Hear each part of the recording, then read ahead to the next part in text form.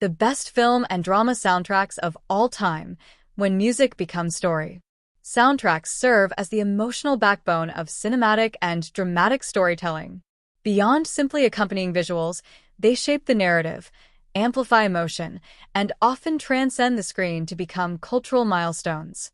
This article explores some of the most iconic and impactful soundtracks in film and drama history, those that not only elevated the stories they accompanied, but also stood the test of time as musical achievements. The soundtrack as a storyteller. In cinema and drama, music is never just background noise. A well-composed soundtrack can build tension, express internal conflict, or evoke a time and place with more immediacy than dialogue or visuals alone. From symphonic scores to curated pop soundtracks, the best soundtracks function as invisible characters, shaping the viewer's emotional journey while often going unnoticed in their technical mastery.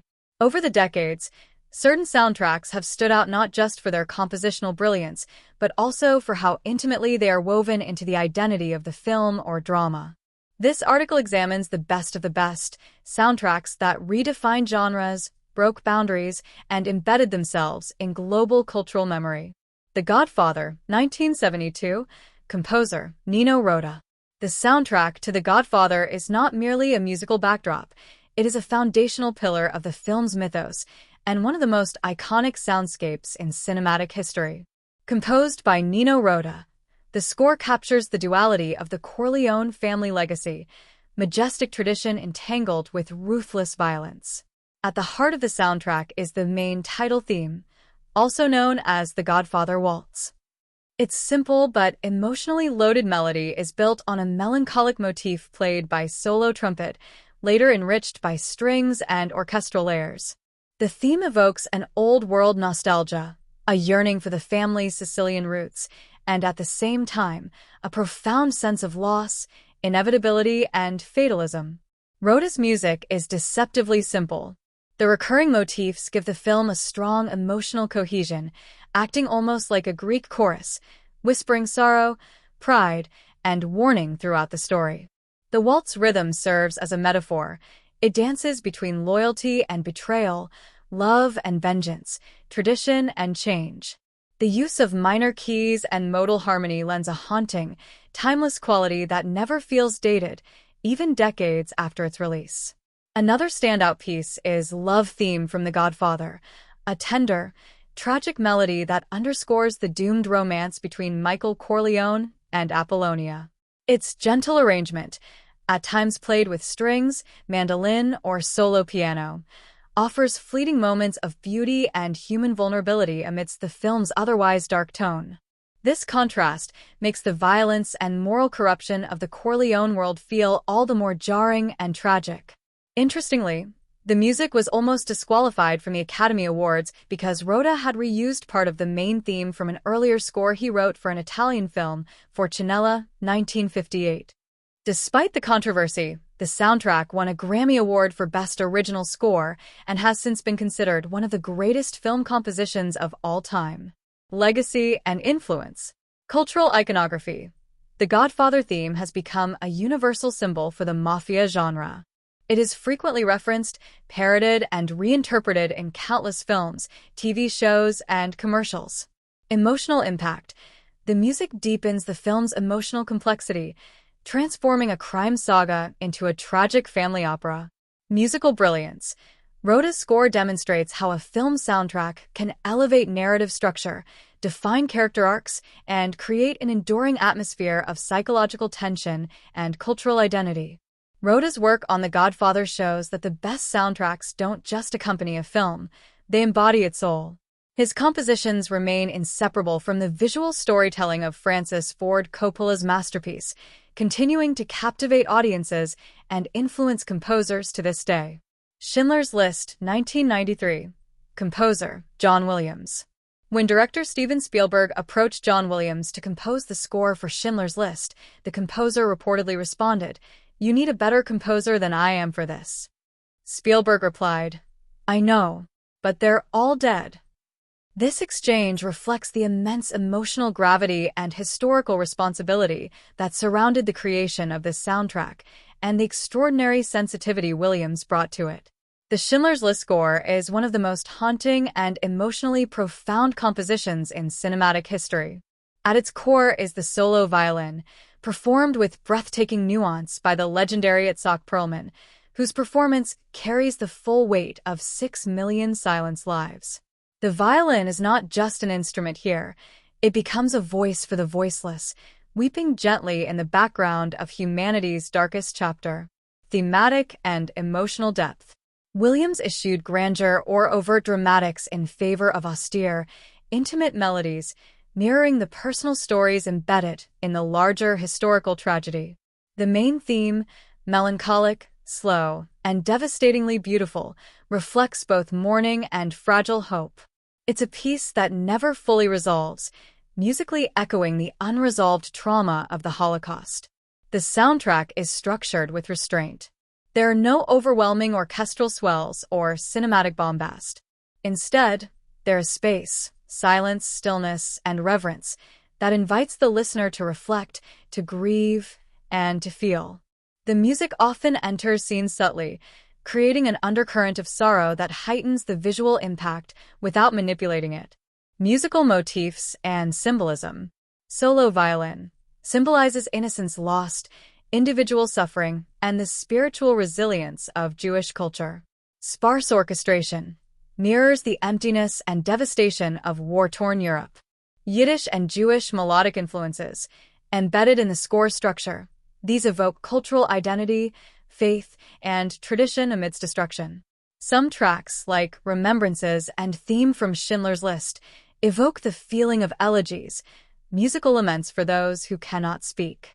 Others, like Immolation and Auschwitz-Birkenau, are chilling in their quietness, invoking not just horror but the absence of life, dignity, and sound, a musical void. Impact and legacy. Academy Award. Williams won the Oscar for Best Original Score, one of the 5 Academy Awards the film received. Enduring use. The score is frequently performed in concert halls, memorial events, and Holocaust remembrance ceremonies around the world. Cultural resonance.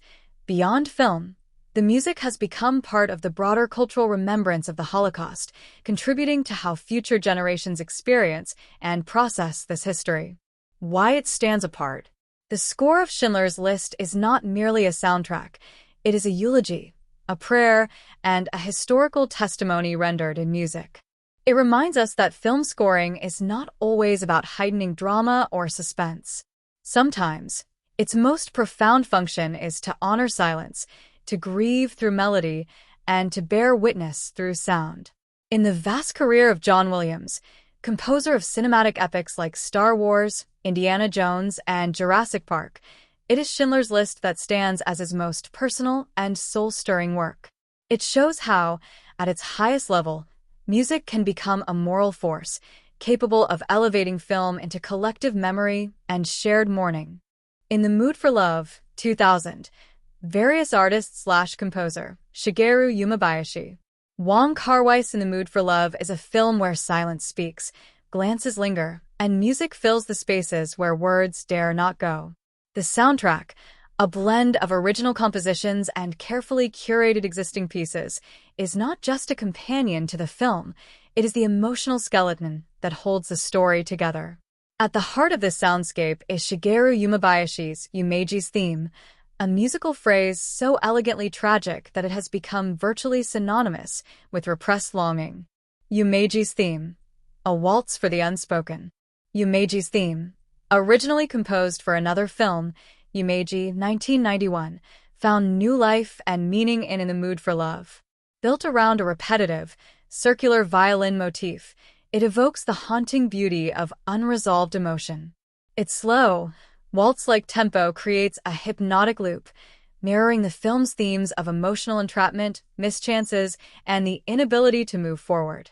Each time the music plays, usually when the two protagonists pass each other in slow motion, narrowly missing a real connection, it functions like an emotional cue card. We feel the heaviness of restraint, the rhythm of routine, and the sadness of two lives always slightly out of sync. Use of Western ballads, a bridge between cultures. Wong Kar-wai enhances this soundscape with a series of Spanish-language ballads sung by Nat King Cole, including Quizás, Quizás, Quizás, and Abuelos Ojos Verdes. These songs add a global, almost surreal quality to the 1960s Hong Kong setting. Sung in a language foreign to the characters and the setting, they reflect the emotional foreignness of their inner lives, a subtle, poetic reminder of how love and regret can feel both universal and deeply isolating.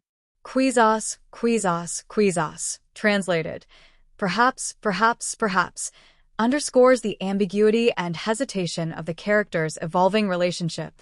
The sultry, nostalgic sound of Nat King Cole's voice creates a dreamlike atmosphere, blurring the line between reality and memory. Musical structure and repetition as emotional architecture. Unlike traditional scores that evolve with the narrative, In the Mood for Love uses repetition and minimalism to deepen emotional impact. The same musical pieces recur throughout the film, sometimes identically, sometimes slightly altered. This repetition becomes a narrative device, illustrating how the characters are emotionally trapped in cycles of desire, guilt, and denial. This musical architecture parallels the film's visual rhythm, repeated hallway scenes, matching outfits, mirrored actions. Together, they produce an experience of quiet intensity that builds not toward resolution, but reflection.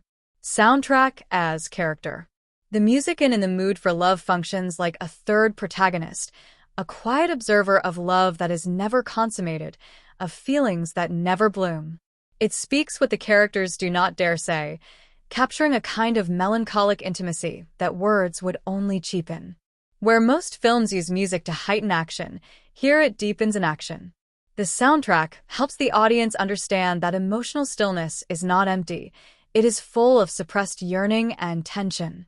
Legacy and cultural impact. Cinematic reverence. The soundtrack is often cited as one of the most emotionally affecting in modern cinema, frequently used in studies of nonverbal storytelling. Musical legacy. Yumeji's theme has become a go-to reference in discussions of film music, now standing alone as a piece of iconic classical composition. Art film icon. The soundtrack helped establish In the Mood for Love as one of the most musically sophisticated love stories ever filmed, influencing a generation of filmmakers, musicians, and visual artists. Soundtrack as time capsule. In the Mood for Love, the music doesn't accompany the story, it contains it. Through repetition, texture, and silence, it archives a moment in time that is both deeply personal and universally resonant. It reminds us that sometimes, music doesn't need to resolve to be complete, it only needs to echo. The Lord of the Rings Trilogy, 2001 to 2003, composer, Howard Shore. Howard Shore's score for the Lord of the Rings trilogy is one of the most ambitious, detailed, and emotionally potent musical undertakings in cinematic history. Spanning over 11 hours of music across 3 films, Shore didn't just compose a soundtrack. He built a living, breathing musical mythology. His compositions form the emotional and narrative scaffolding of Peter Jackson's epic adaptation, guiding the audience not just through Middle-earth's physical landscapes, but through its cultural, historical, and spiritual dimensions as well. A tapestry of themes, leitmotif mastery. At the heart of Shore's genius lies his use of leitmotifs, recurring musical themes tied to specific characters, places, ideas, or emotional states. This approach, famously used by Wagner and later by John Williams, allowed Shore to weave dozens of interrelated musical threads into a unified whole. Some of the most iconic motifs include the Fellowship theme, a bold, noble motif introduced with French horns and strings, representing unity, bravery, and purpose. As the Fellowship fractures, so too does the theme, fragmenting, appearing in minor keys, or disappearing altogether. While the Shire theme, warm, pastoral, and nostalgic, typically played on solo whistle, fiddle, and strings. It evokes home, simplicity, and innocence, qualities that Frodo and Sam carry with them even into Mordor. As the trilogy progresses, this theme becomes a symbol of what's at stake. The Mordor theme, heavy, industrial, and primal, often featuring pounding percussion and dissonant brass. It doesn't merely represent Sauron. It embodies the suffocating power of evil, industrialization, and corruption. Gondor, Rohan, and Lothlorien themes. Each major civilization is musically distinguished. Rohan's theme, played on a Scandinavian hardanger fiddle, suggests rustic honor and a proud warrior culture. Gondor's more noble, tragic brass evokes a once great kingdom in decline. Lothlorien's elvish theme uses exotic modes and choral elements to suggest ancient, ethereal beauty. Cultural and linguistic depth. Shore didn't stop at motifs, he built musical languages. Drawing from J.R.R. Tolkien's lore, Shore integrated Tolkien's invented languages, Quenya, Sindarin, Black speech, into the choral elements, giving the score linguistic authenticity. Each culture's music reflects its worldview and ethos. The elves' music is modal, floating, often in uncommon time signatures. The dwarves' music is percussive and guttural, mimicking the sound of chisels on stone. The Nazgul's theme is a chilling, shrieking texture made with high strings and screeching chorus, symbolizing their tortured half-existence. Emotional engineering. Shore's music doesn't merely accompany emotions, it creates them. The score is deeply woven into the trilogy's emotional architecture. The Breaking of the Fellowship, a quiet, piano-driven lament, is one of the most devastating musical moments in film, capturing loss, love, and duty in a single melody. Into the West, sung by Annie Lennox during the closing credits of The Return of the King, is a farewell to mortality and a tribute to lives forever changed.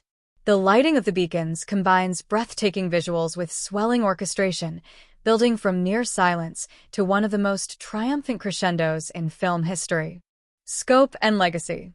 Awards. Shore won 3 Academy Awards for Grammys and 3 Golden Globes for his work on the trilogy.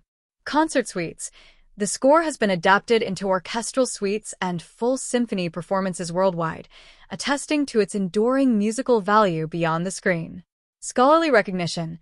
The trilogy's music has been the subject of academic study, most notably in Doug Adams' book The Music of the Lord of the Rings films, which outlines Shore's compositional techniques in exhaustive detail. Why it matters. Shore's score didn't just support the film, it elevated the story into myth. It gave Middle-earth its sound, its pulse, soul, and heartbeat. Few scores have ever matched its combination of narrative integration, thematic complexity, and emotional resonance. For many viewers, the moment the first few notes of the Shire theme play, they are instantly transported, not just to a film, but to a world. This is the ultimate power of film music, to make fiction feel like memory. Requiem for a Dream, 2000. Composer, Clint Mansell. If Requiem for a Dream is a cinematic descent into obsession and destruction, then Clint Mansell's score is the sonic equivalent of that descent, relentless, hypnotic, and emotionally harrowing. Widely regarded as one of the most viscerally affecting soundtracks ever composed, Mansell's work, performed by the Kronos Quartet, has transcended the film itself, becoming a defining piece of modern cinematic music.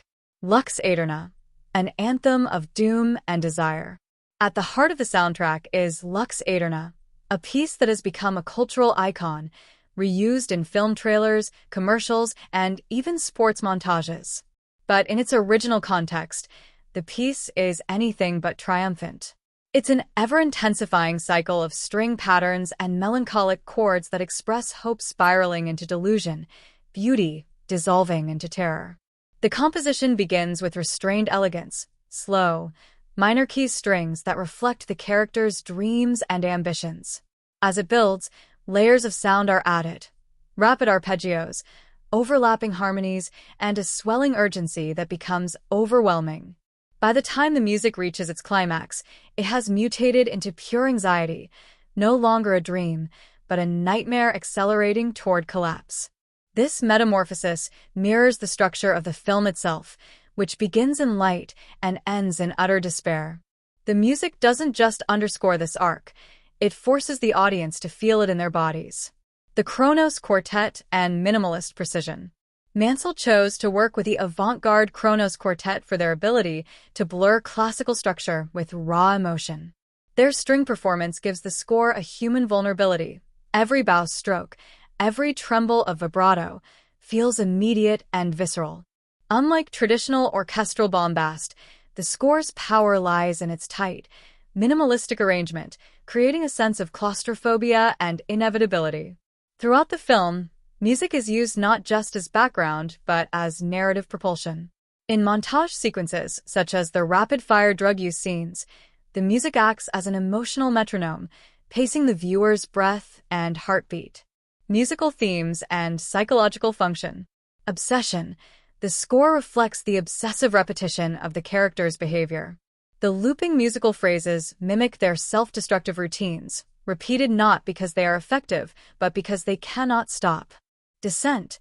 The score begins with melodies that contain beauty and symmetry, but as the film progresses, these motifs are twisted, fragmented, and stripped of their warmth, echoing the character's psychological disintegration. Disconnection. As each character retreats deeper into their fantasy, the music becomes more synthetic and cold. By the film's final act, it no longer evokes emotion, it pressurizes it. Legacy and cultural penetration. Lux Aeterna remixes.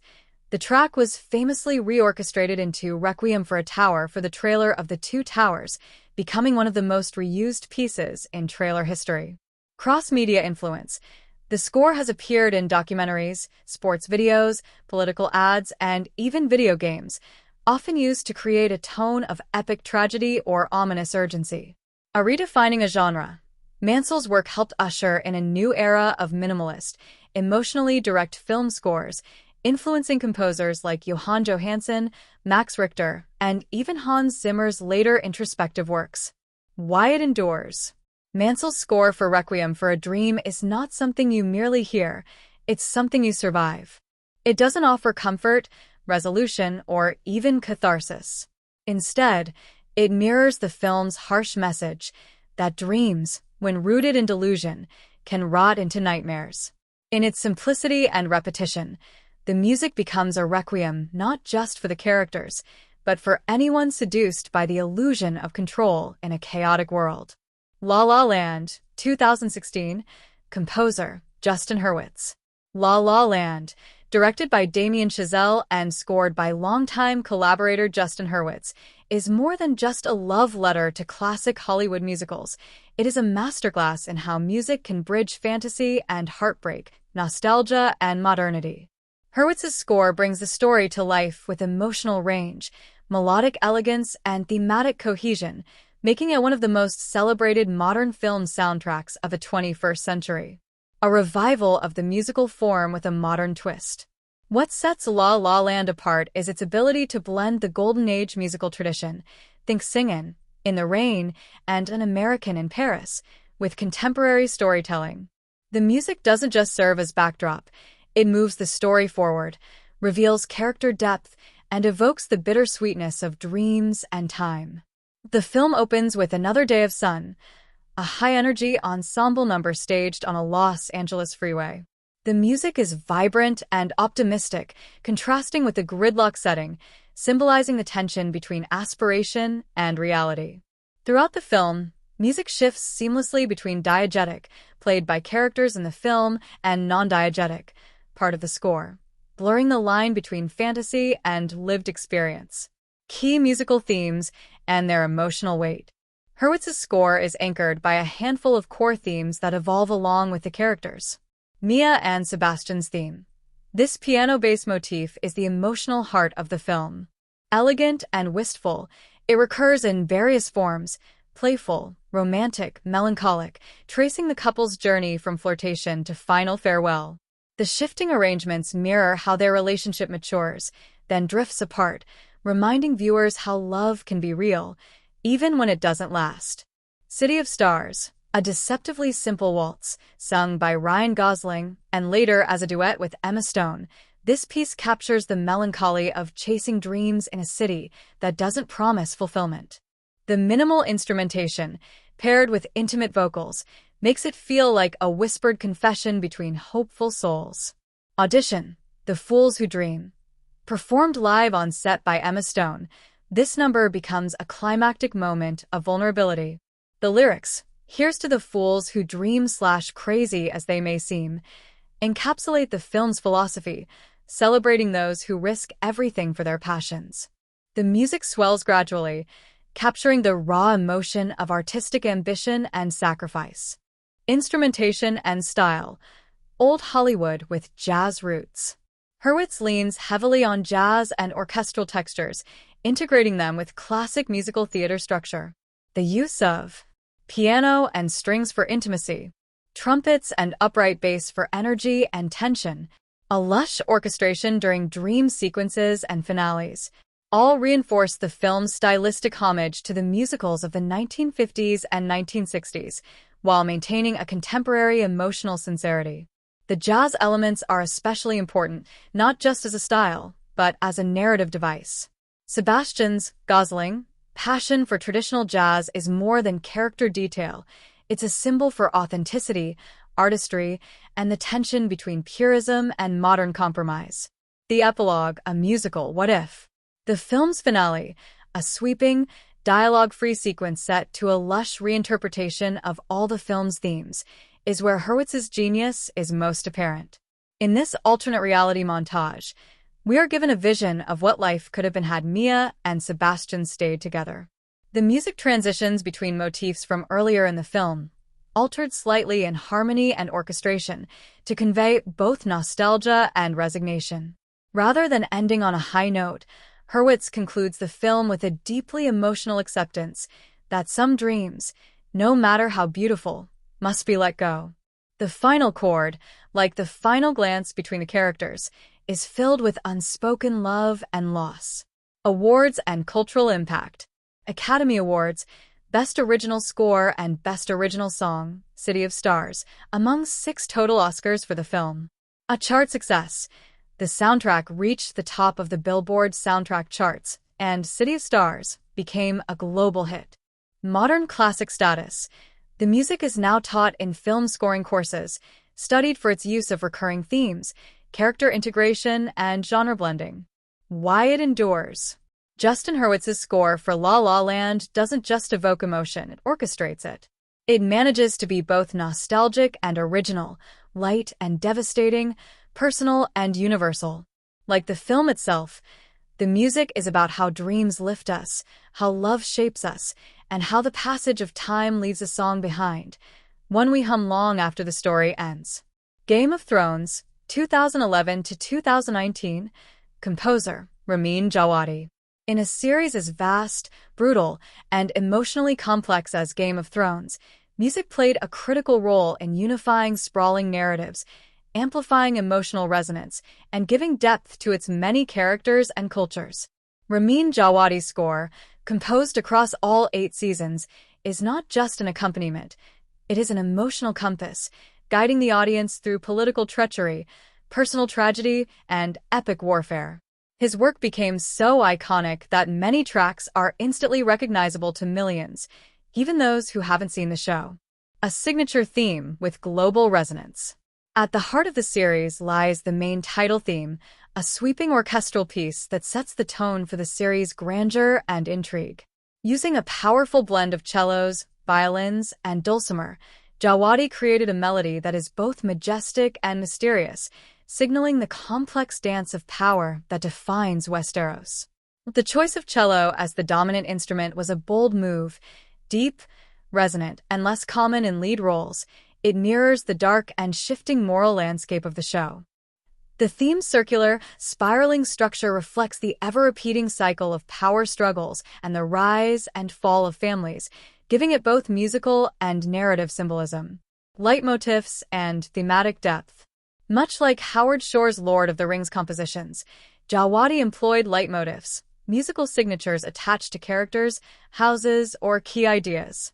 These motifs are introduced subtly, evolve over time, and reach climaxes that often mirror pivotal turning points in the story. House Stark. The Stark theme is modest, cold, and melancholic, built on strings and minimal piano. It evokes the loneliness and integrity of the North. As each Stark undergoes hardship or transformation, the theme shifts accordingly, growing stronger for Arya, more noble for Jon, more sorrowful for Sansa. Daenerys Targaryen. Her theme begins softly and sparsely in Season 1, reflecting her vulnerability. As her power grows, so does the theme, incorporating pounding percussion, choral elements, and brass. By the time she's flying on dragons and claiming cities, the music becomes an anthem of fire and fury. The White Walkers, cold, minimal, and eerie, their motif relies on atonal textures, haunting choral whispers and long, chilling string sustains. It builds tension without needing melody, highlighting the existential dread they represent. A Lannister theme, The Reigns of Castamere. Though originally written as a song within the story's lore by George R.R. Martin, Jawadi's haunting arrangement turns it into a motif for the Lannisters' ruthless authority. Its instrumental variations mark some of the series' most shocking and bloody moments, like the infamous Red Wedding. Iconic musical moments. Light of the Seven, Season 6 finale, perhaps Jawadi's most celebrated piece. This track accompanied Cersei Lannister's destruction of the September of Baelor. It marked the first time piano was used in the show, deliberately unsettling and unfamiliar. The piece builds layer by layer, from soft piano to full orchestra and choir, before climaxing in a literal explosion. The slow, deliberate pace, combined with visual silence, created a sequence of unmatched tension and tragedy. The Night King, Season 8, Episode 3 played during Arya's final confrontation with the Night King. This haunting track uses a meditative piano bass, flipping audience expectations of an epic battle climax. Instead of explosive energy, Jawadi opted for quiet dread and stillness, making the tension almost unbearable until the final moment. Cultural and technical impact. A live concert tours. The soundtrack became so beloved that it spawned the Game of Thrones live concert experience, with Jawadi conducting orchestras in sold-out arenas around the world. The concerts featured immersive visuals, lighting effects, and live renditions of fan-favorite pieces. Cross-media influence. Many tracks from the show have been used in fan edits, trailers, and even other media projects. The music of Game of Thrones has become a modern musical language for power, betrayal, and myth. Musical storytelling. Jawadi was deeply involved in the show's storytelling process, often composing based on scripts and rough cuts rather than finished visuals. This allowed his music to serve as narrative architecture, not mere decoration. Why endures? Ramin Djawadi's score for Game of Thrones stands as one of the most ambitious and emotionally intelligent soundtracks in television history. It navigates the full spectrum of human experience, love, loss, vengeance, hope, with musical sophistication and thematic unity.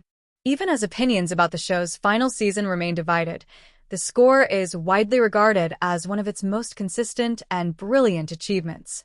In a world of fire and ice, Jawadi's music became the heartbeat of Westeros, and even after the final credits rolled, his melodies continued to echo in the minds of viewers across the world. Hisaishi and Miyazaki, a legendary collaboration. Joe Hisaishi has long been known as Studio Ghibli's musical soul, collaborating with Miyazaki on numerous iconic films including My Neighbor Totoro, Princess Mononoke, and Howl's Moving Castle. But Spirited Away is often considered his crowning achievement, a score that balances innocence with awe, melancholy with magic, and quiet introspection with grandeur. Hisaishi's style blends classical orchestration, minimalist piano, and traditional Japanese instruments, producing a sound that feels both timeless and culturally rooted. Unlike Hollywood's often grandiose scoring, Hisaishi is a master of restraint. He allows silences, pauses, and simplicity to do emotional work, heightening their impact when the music swells. Musical themes and emotional arcs. One Summer's Day. The main theme this piece begins with a soft, contemplative piano melody that immediately sets the tone of gentle nostalgia. It embodies Chihiro's emotional journey, from fear and confusion to acceptance and growth. The melody is both sad and hopeful, mirroring the bittersweet nature of growing up and letting go. The Sixth Station. Played during one of the film's quietest and most introspective sequences, this track accompanies Chihiro's train ride through the flooded landscape. The music here is minimalist and meditative, a simple piano and string arrangement that captures solitude, uncertainty, and emotional transition. It's a moment of calm reflection amidst the chaos of the spirit world. Reprise. As the film concludes, this orchestral version of One Summer's Day swells with emotion, signifying closure, transformation, and the return to reality. It's not triumphant, but poignant and wise, reflecting that while Chihiro is leaving the magical world, it has forever changed her. A score that mirrors a spiritual world. Hisaishi's genius lies in his ability to translate invisible feelings into melody. In Spirited Away, the music often speaks where words cannot. The whimsical pieces underscore the surreal logic and playful spirit of the bathhouse and its inhabitants. The darker, more ambient textures give weight to the film's ominous and supernatural elements, such as the foreboding aura of No Face or the tension when Chihiro's parents are transformed. The use of traditional Japanese scales and pentatonic harmonies root the fantasy world in a cultural context that feels deeply familiar to Japanese audiences and spiritually rich to global viewers. Cultural and global impact. A critical acclaim. The score won the Japan Academy Prize for Best Music and was praised by critics worldwide for its emotional resonance and technical sophistication. Concert performances. Tracks from Spirited Away are now staples in classical concerts featuring Studio Ghibli music, and Joe Hisaishi often performs them himself to sold-out audiences around the world. A lasting legacy. Decades after its release, the Spirited Away soundtrack remains a cornerstone of animated film music. It's studied by composers, used in emotional video essays, and beloved by fans of all ages. Why it endures. Joe Hisaishi's score for Spirited Away does more than complement the film. It amplifies its soul. It captures the delicate balance between childhood wonder and adult melancholy, between the tangible and the ethereal. Like the film itself, the music feels like a dream you can't quite explain, but never forget. It speaks to the child in all of us, reminding us that growth often comes quietly, in still moments, with music guiding us home. Titanic, 1997. Composer, James Horner. Few film scores in cinematic history have reached the emotional, cultural, and commercial impact of James Horner's composition for Titanic. Directed by James Cameron and released in 1997, Titanic became a worldwide phenomenon, and its music played a vital role in anchoring the film's tragic romance, historical gravity, and sweeping scale. Horner's score didn't just underscore the narrative, it became an emotional signature for an entire generation. A love theme for the ages. At the heart of Horner's score is My Heart Will Go On, a melody so closely intertwined with the film that it's impossible to separate the two. Originally written as an instrumental motif, Horner later adapted it into a song with lyrics by Will Jennings and vocals by Celine Dion. Though initially resisted by Cameron, the song became a cultural phenomenon, topping charts worldwide and winning the Academy Award for Best Original Song. Musically, the love theme is constructed with a simple melodic arc that echoes throughout the entire score, first whispered on flutes, then emerging in full orchestral grandeur, and finally voiced by Dion in the end credits. Its melody follows the emotional trajectory of Jack and Rose, from gentle curiosity to passionate connection and, ultimately, heartbreaking separation. Instrumental language of memory and loss.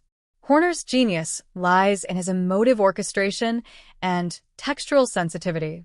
He blends synthesized ambient textures to evoke memory and the modern-day framing of the sunken ship. Irish folk elements, such as Uilleann pipes and fiddles, to reflect Jack Dawson's humble background and the cultural diversity of Titanic's passengers.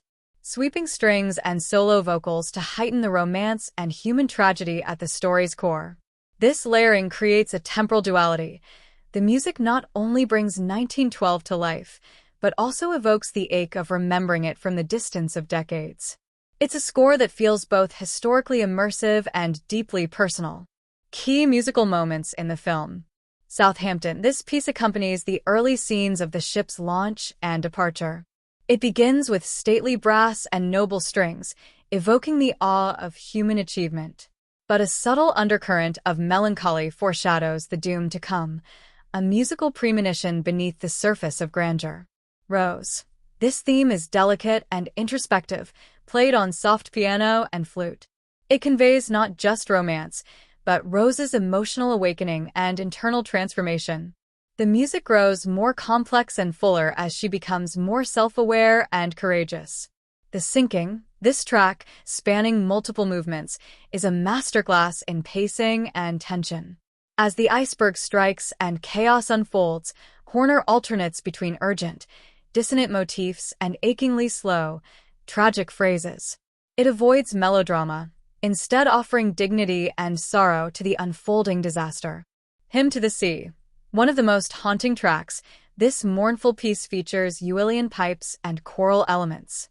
It plays during the aftermath and in the film's closing scenes, conveying not just loss, but the eternal weight of memory, a farewell to the souls lost and to a time that will never return. A score that defined a cultural moment. A commercial success. The Titanic soundtrack became one of the best-selling film albums of all time, selling over 30 million copies worldwide. My Heart Will Go On became a global anthem of love and loss. Critical acclaim. Horner won 2 Academy Awards, Best Original Score and Best Original Song, along with Golden Globes and Grammys. The score was widely praised for its emotional depth, subtlety, and thematic cohesion. A legacy. Decades later, the music remains instantly recognizable, often used in tributes, parodies, and emotional video montages. Its universal appeal has transcended generations and genres. Why it endures. James Horner's Titanic score succeeds not because it overwhelms with volume or grandeur, but because it communicates with emotional clarity and sincerity. It captures the fragility of life, the intensity of first love, and the deep ache of loss. Every note feels timeless, like the echo of something precious, just out of reach. More than any single image or line of dialogue, it is Horner's music that lingers, rising like the ship from the ocean floor of our collective memory, again and again. Honorable mentions. Amelie, 2001. Jan Tiersen's whimsical accordion-infused score. Blade Runner, 1982. Vangelis' atmospheric synthscapes that pioneered cyberpunk sound design. Black Panther, 2018. Ludwig Göransson's innovative blend of African instrumentation and modern hip-hop. The Piano, 1993. Michael Nyman's emotive, minimalistic piano motifs. When music transcends the screen. Great soundtracks are not mere accompaniments, they are essential components of storytelling. They make us cry before we understand why, feel fear before we see the danger, and remember scenes long after the visuals fade. Whether orchestral, electronic, minimalist, or genre blending, these iconic soundtracks remind us that in both film and drama, music is memory, and the best scores are the ones that become inseparable from the emotions they evoke.